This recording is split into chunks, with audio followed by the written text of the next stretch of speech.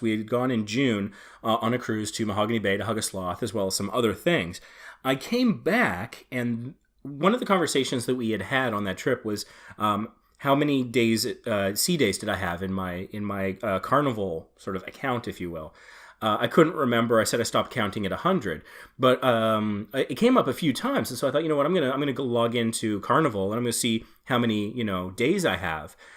Because at 200 days is when you become diamond. And I was curious, I wonder how close I am. I'm not too concerned about reaching diamond, but I was curious. And that cruise did not appear in my account.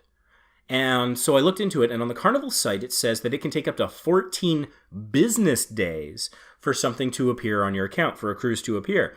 And so that's functionally 3 weeks. It's 3 weeks less a day, so I call it 3 weeks. And so I waited the 3 weeks. I even waited a couple more days past that, and it still didn't appear. So I went in, and you can go in and request that they add a cruise. Say that there's a missing cruise from your VIFP profile. That's very important fun person, sort of their loyalty program. And so I did very quickly submit. It's interesting. A lot of the fields are like optional, and a lot of those fields that are there that are optional, you would think are somewhat important and mandatory. But the thing is, Carnival has almost always impressed me with how they use the information that they have. I called them data mining ninjas on more than one occasion. So maybe they don't need much to know that maybe something didn't connect somewhere. But this was a cruise that I booked myself. So I'm not sure why that's not showing up. I was the primary VIFP account, the primary person who did that, somehow didn't link up with my VIFP. Now, I submitted the request to have the missing cruise added immediately before this trip, so I haven't had a chance to check to see if it has been added, but I will update you on a subsequent podcast about what that process is like and how it goes.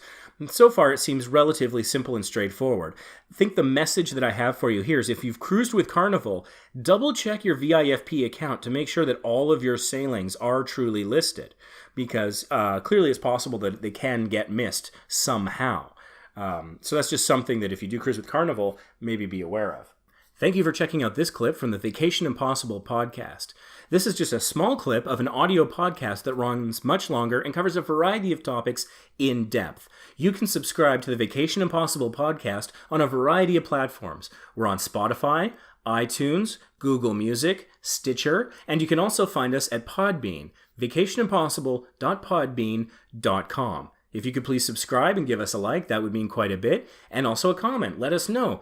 Did we get it right? Did we miss a perspective? Please let us know, and thank you for watching.